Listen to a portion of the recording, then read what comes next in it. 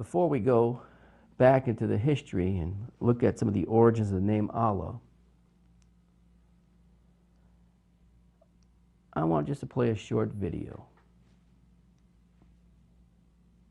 just as a refresher, because I have a lot of new people that are watching constantly that haven't been able to get caught up in the Last Day series.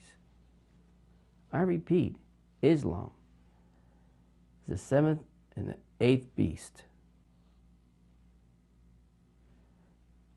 And to find out more about those beasts, you need to go to the earlier teachings. Definitely don't have any time to review all that information. So they're going to play a short video now, and then after the video, we'll continue on the history of Islam part 2. Play the video.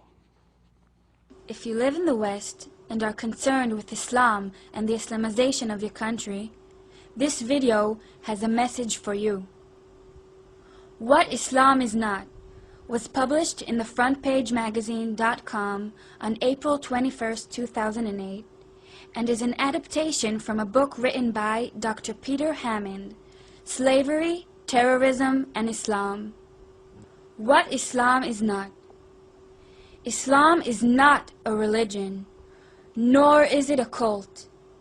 In its fullest form, it is a complete, total, 100% system of life.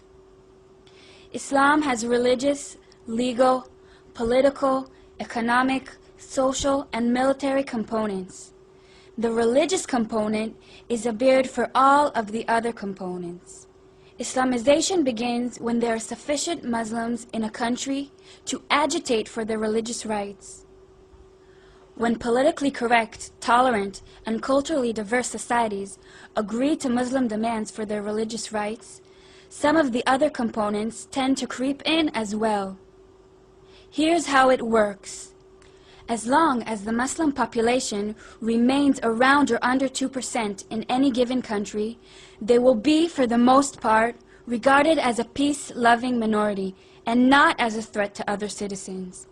This is the case in United States, Australia, Canada, China, Italy, and Norway. At 2 to 5%, they begin to convert from other ethnic minorities and disaffected groups, often with major recruiting from the jails and among street gangs. This is happening in Denmark, Germany, United Kingdom, Spain, and Thailand. From 5% on, they exercise an excessive influence in proportion to their percentage of the population. For example, they will push for the introduction of halal food, which is clean food by Islamic standards, thereby securing food preparation jobs for Muslims. They will increase pressure on supermarket chains to feature halal on their shelves, along with threats for failure to comply. This is occurring in France, Philippines, Sweden, Switzerland, the Netherlands, Trinidad and Tobago. At this point, they will work to get the ruling government to allow them to rule themselves within their ghettos under Sharia, the Islamic law. The ultimate goal of the Islamists is to establish Sharia law over the entire world. When Muslims approach 10% of the population, they tend to increase lawlessness as a means of complaint about their conditions.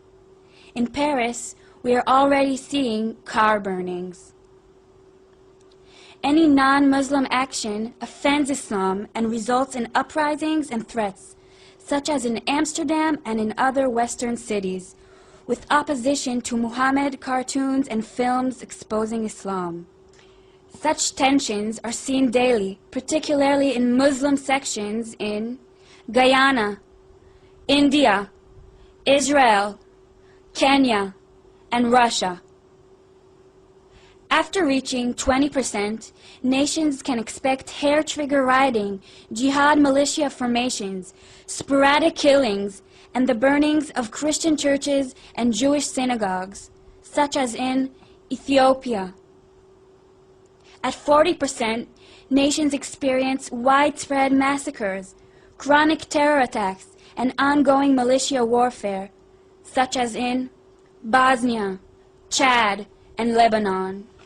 From 60%, nations experience unfettered persecution of non-believers of all other religions, including non-conforming Muslims, sporadic ethnic cleansing, use of Sharia law as a weapon, and jizya, the tax placed on infidels, such as in Albania, Malaysia, Qatar, and Sudan.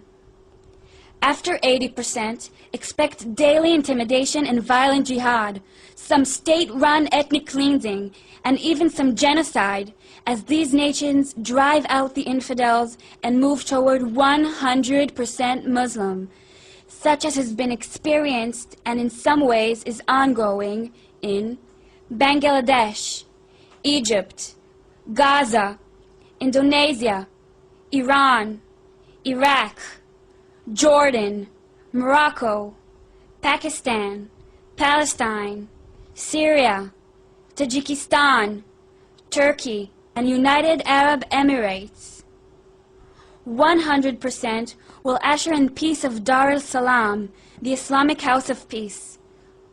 Here, there's supposed to be peace because everybody is a Muslim.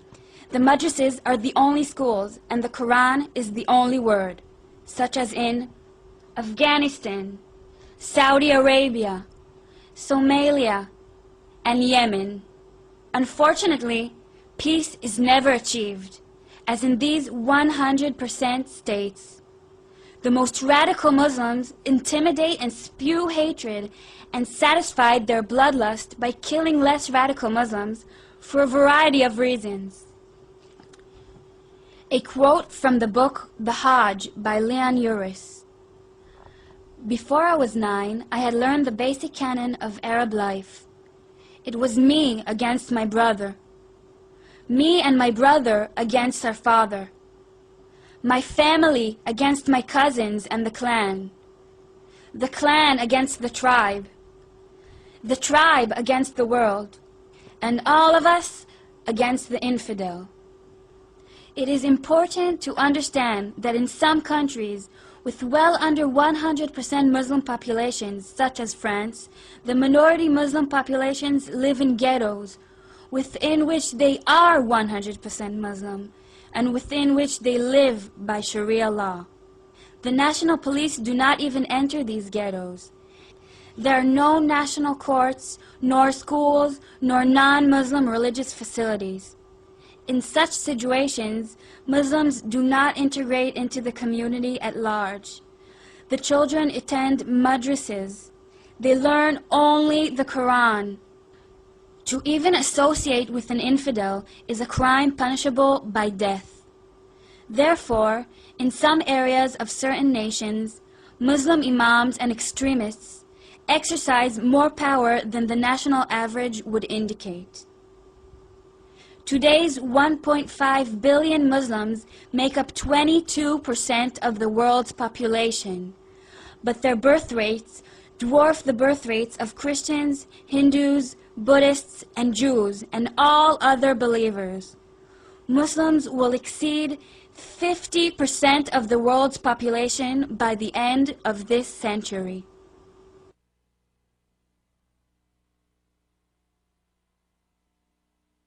It. What you can expect.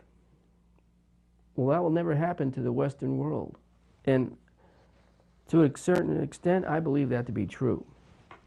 I've covered that in previous teachings. I believe we're Ephraim, part of the lost tribes of Israel, and we will eventually push back. Islam is an extension of the beast. It's not a religion, it's not an occult, and I do agree with that person.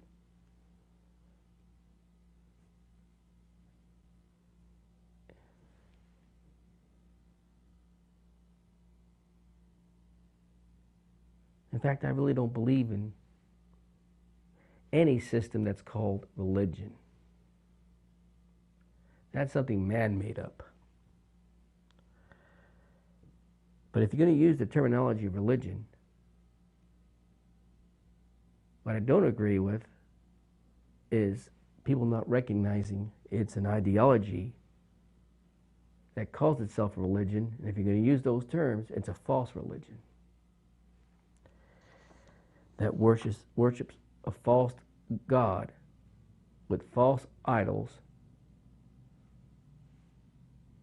with a false prophet. And that's what the world can expect. Now, the Western nations, including Western Europe especially, were starting to push back. And if you follow any of this information, you saw the pushback. People were starting to rise with the influence of the Islamic world and the small populations that were in these Western nations, especially in Europe. But something recently happened to these Western nations. ISIS, Al-Qaeda, other terrorist groups, jihadis, in the name of Islam, created chaos in Iraq, Syria,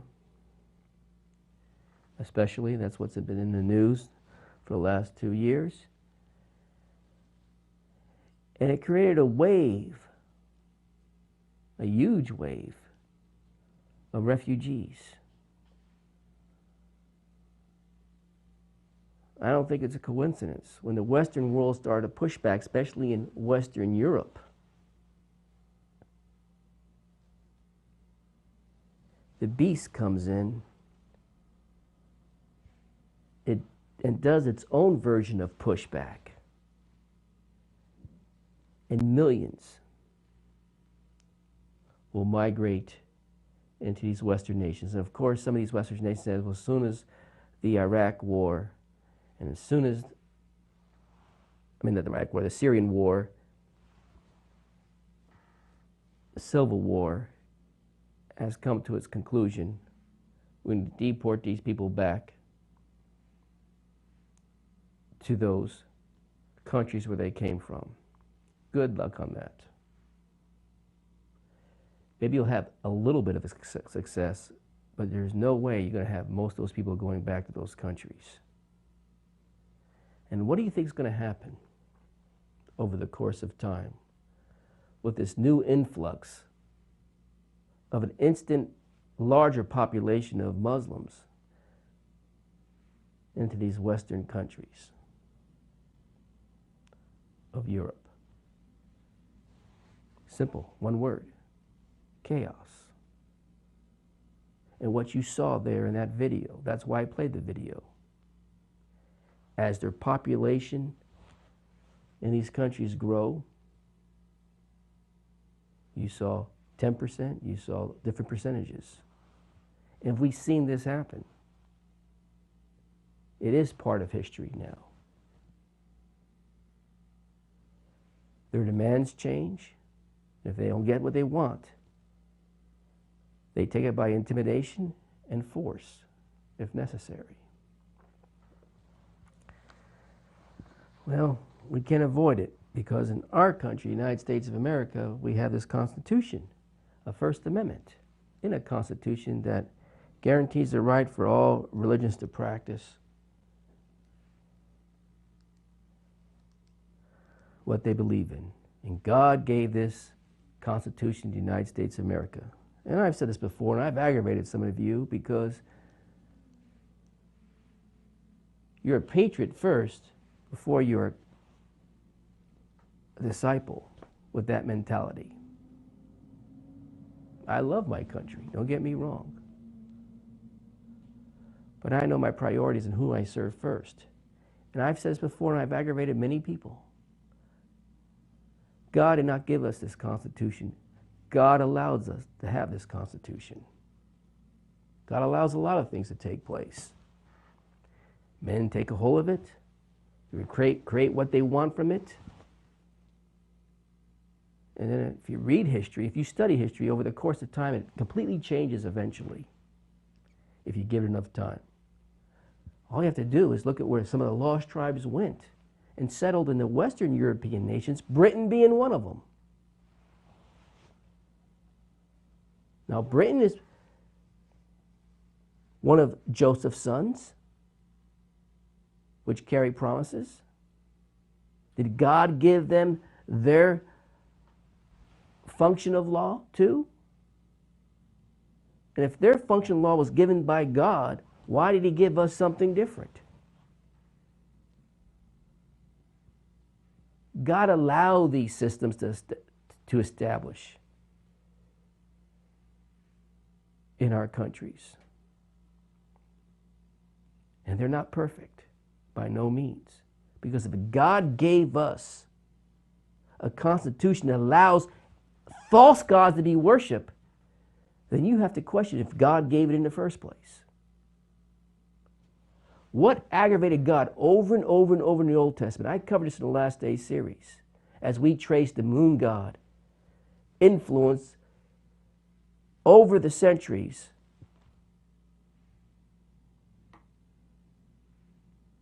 pressing down on the children of Israel repeatedly. Why would a God, and he's a jealous God, he says. He doesn't want you to worship false gods. Well, our First Amendment allows that to happen. Period. Don't tell me it's from God.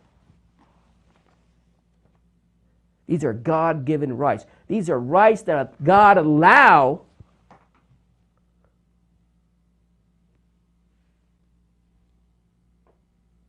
But it was not given by God.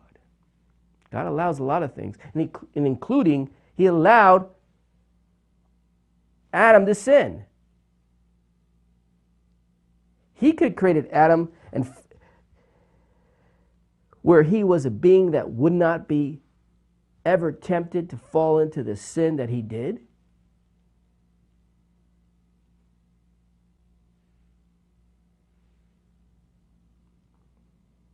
God allows things.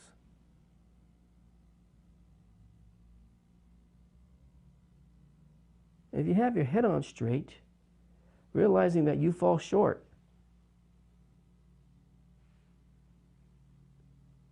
he also has given us the opportunity to run back to him and have a change of mind about who he sent to rescue us from the insanity and the chaos of this world. Now, I'll probably aggravate a few more people. That was a message? No, that was not a message. Now, I'm not going to get very far in the review this morning. But I'll start on the origins of the name of Allah. Now, what I'll read to you is some brief history on that. Now, I also gave a biblical perspective on the name of Allah. It's in the Last Day series.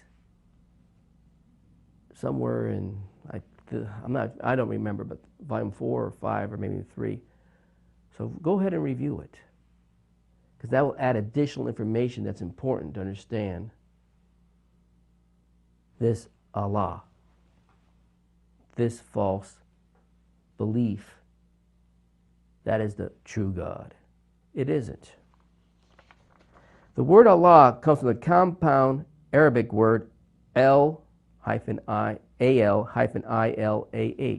El-Ilah.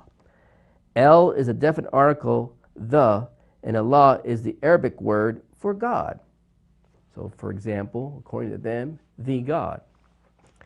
We see immediately that this is not a proper name, but a generic name, rather like the Hebrew El,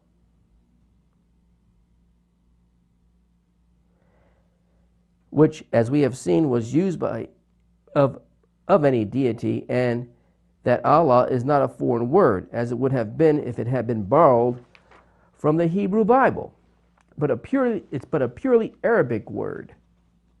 It would also be wrong to compare Allah with the Hebrew or Greek for God, El or Theos, respectively, because Allah is purely an Arabic term used exclusively in reference to an Arabic deity.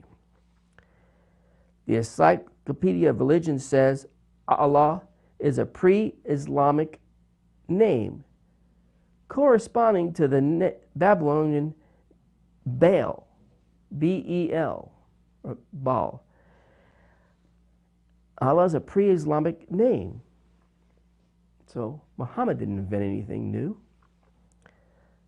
I know that Muslims will find this hard to believe, so I'm now going to make many citations and present the archaeological evidence to prove conclusively that it is true.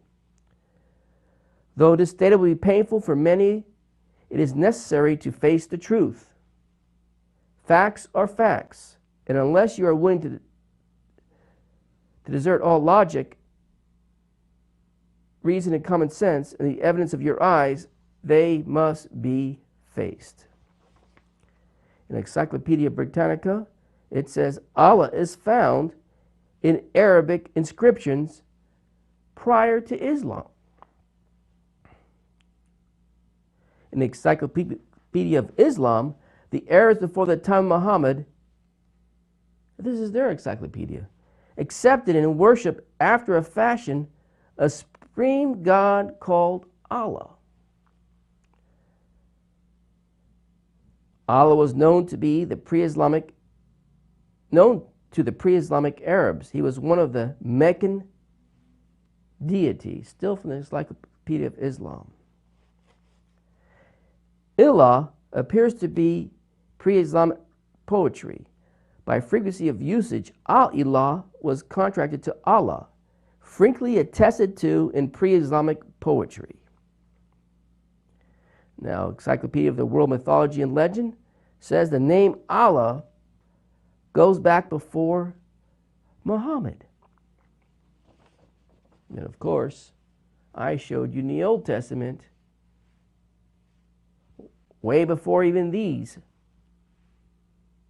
that I'm reading in these citations from these different pieces of work, brings up the name Allah. Yeah, in the Old Testament. Well, I don't read it ever, and I have never read it in the Old Testament. What are you talking about? Well, for those of you who are new, go to the volumes and search for it. I've covered this already. Now, Encyclopedia of Religion and Ethics says the origin of this Allah goes back to pre-Muslim times. Allah is not a common name meaning God or a God, and the Muslim must use another word or form if he wishes to indicate any other than his own peculiar deity. That's from the Encyclopedia of Religion and Ethics. Scholar Henry Smith of Harvard University stated, Allah was already known by the name to the Arabs. Dr. Craig, former editor of the prestigious scholarly journal Muslim World, an outstanding modern Western Islamic scholar whose works were generally published by Oxford University, comments, the name Allah is also evident in archaeological and literary remains of pre-Islamic Arabia. Dr. Montgomery Watts, who was professor of Arabic and Islamic Studies at Edinburgh University and visiting professor of Islamic Studies at Collège de France, Georgetown University, and the University of Toronto, has done extensive work on pre-Islamic concept of Allah. He concludes, in recent years, I've become increasingly convinced that for an adequate understanding of the career of Muhammad and the origins of Islam, great importance must be attached to the existence in Mecca of belief in Allah as a high God. In a sense, this is a form of paganism, but it's also different from paganism as commonly understood, that it deserves separate treatment. Now, Caesar Farah, in his book on Islam, concludes his discussion of the pre-Islamic meaning of Allah by saying, there is no reason, therefore, to accept the idea that Allah passed to the Muslims from the Christians and the Jews. According to the Middle East scholar E.M. Weary, whose translation of the Quran is still used today, in pre-Islamic times, Allah worship, as well as the worship of Baal, were both astral religions in that they involved the worship of the sun, the moon, and the stars. And that's from the comprehensive commentary on the Quran by this individual. Now, by Robert Morey, The Islamic Invasion, he writes, in ancient Arabia, the sun god was viewed as a female goddess. So the sun god was viewed as a female goddess, and the moon as the male god. As have been pointed out by many scholars, as Alfred Guillemey, I think that's how you pronounce it, the moon god was called by various names, one of which was Allah. The name Allah was used as a personal name of the moon god, in addition to the other titles that could be given to him. Allah, the moon god, was married to the sun goddess. Together they produced three goddesses who were called the daughters of Allah. We've covered this before. These three goddesses were called Al-Alat, Al-Usa, and Manat. The daughters of Allah, along with Allah and the sun goddesses, were viewed as high gods. Excuse me.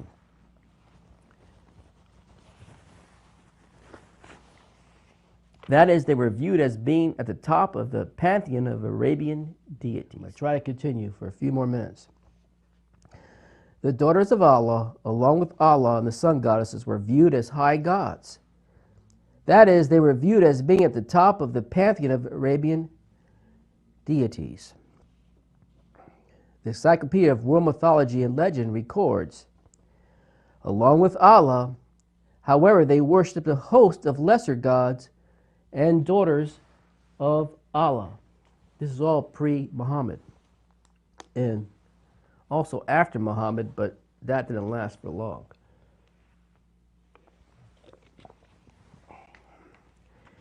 It was a well-known fact, archaeologically speaking, that the crescent moon was a symbol of worship of the moon god, both in Arabia and throughout the Middle East in pre-Islamic times. Archaeologists have excavated numerous statues and hieroglyphic inscriptions in which a crescent moon was seated on the top of the head of the deity to symbolize the worship of the moon god. Interestingly, while the moon was generally worshipped as a female deity in the ancient Near East, the Arabs viewed it as a male deity. The Arabs viewed it as a male deity. Remember, we're studying right now about the harlot. I already told you the harlot is in Saudi Arabia. In Mesopotamia, the Sumerian god Nana, named Sin, S-I-N, was worshipped in particular in Ur, where he was the chief god of the city, and also in the city of Haran in Syria, which has close religious links with Ur. The Ugaritic texts have shown that there was a moon deity worshipped under the name of YRH. On the monuments, the god is represented by a symbol of the crescent moon. At Hazor in Palestine, a small Canaanite shrine of the late Bronze Age was discovered, in which contained a basalt stele depicting two hands lifted as if in prayer to a crescent moon, indicating that the shrine was dedicated to the moon god. The worship of stellar deities instead of Yahweh was also a temptation faced by the Israelites, which we studied that already. But Yahweh is at the zenith of the heavens. The Quraysh tribe into which Muhammad was born was particularly devoted to Allah, the moon god, and especially to Allah's three daughters, who were viewed as intercessors between the people and Allah.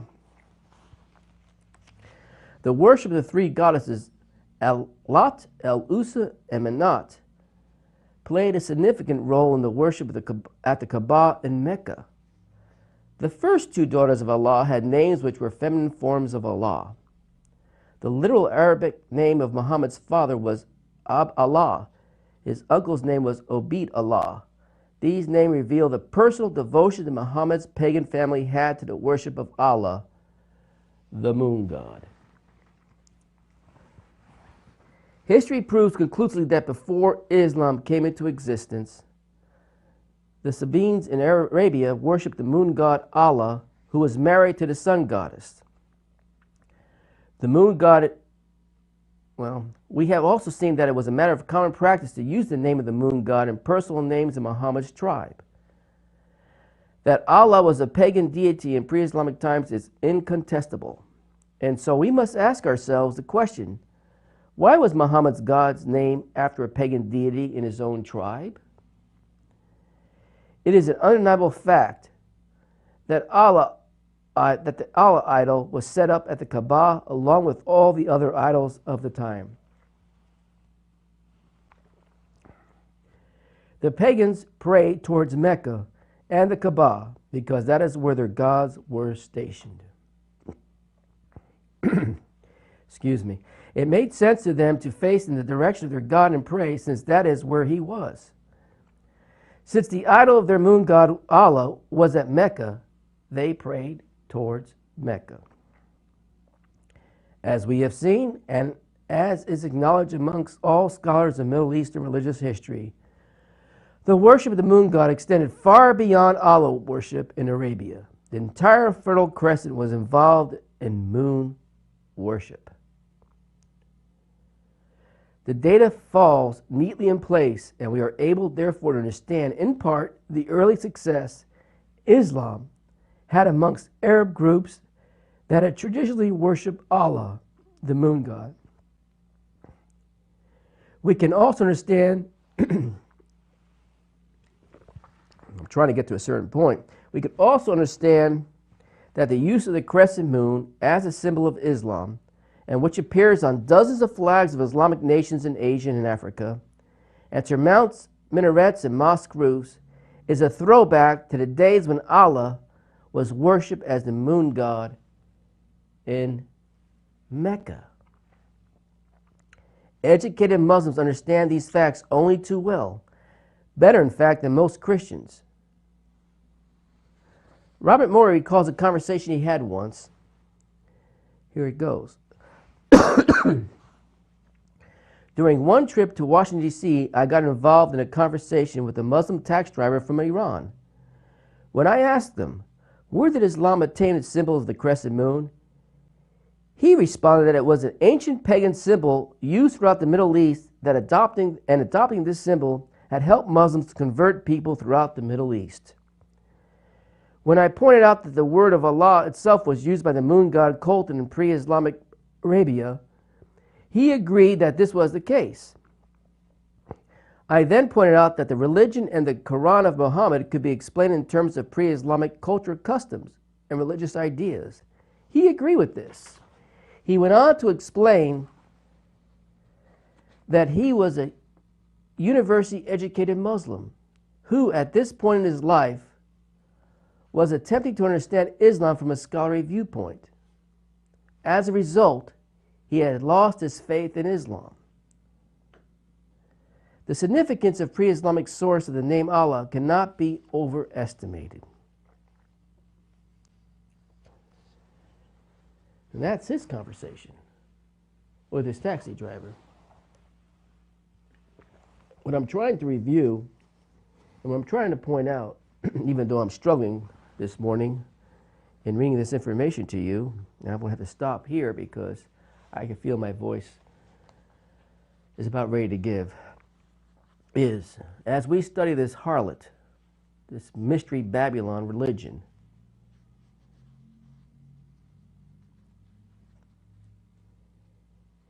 the seventh and the eighth beast being the seventh, but just in a different time period as it rises again, didn't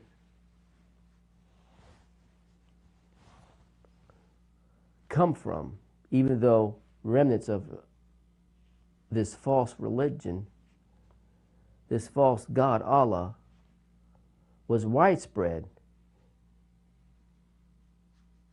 didn't come from any particular location except where Muhammad was when he reestablished it and unified what the people of that area already worshipped. He didn't get visions. Well, he might have got the visions, but not visions from an angel, a good angel. He got visions, and he was communicating with, I believe, a beast that rose. And we'll get to that in the future. And then unified what people already believed in, and then took it a step further, where Muhammad eliminated all these other deities, including even the daughters of the moon god and the sun goddess, and unified everyone by force, not at first, but eventually by force, to serve, to worship, to follow one God, one false God, and that is the false God that we know and we call Allah. And you just can't find that in history. You just can't find that on steles and inscriptions. You find that in the scriptures, where Allah tried to raise its throne above God. Now, unfortunately, I can't continue any further this morning, but as we move forward, we'll look at some of the archaeology of the moon god as we review. And some of this is new, but most of it's review for the sake of the people that have not had a chance to catch up. Now, there's a lot of material in the Last Day series, besides just history, that you need to understand so you can have confidence and can relate to others why the seventh and eighth beast is nothing more than the ideology of Islam today. And it will be the last beast that God will deal with before Jesus returns. When Jesus does return, he'll finish the job. Now, I know this is a review for a lot of you, but be patient with me as we march through this review. I'll probably do one more program, and then we'll move forward, looking at the harlot and going a little further into finding and pointing out who it is. We know its location and what we can expect the outcome for this harlot. Now, play a song. I do want to hear from you. Keep praying for me. This is very frustrating for me that I have to stop, I have to deal with this sickness for the last 2 months, these colds I've been catching. It's hindered me, and it's hindered the teaching, so I've been trying to press forward as much as I can, but I need a complete healing, so keep praying. Now play a song. I want to hear from you.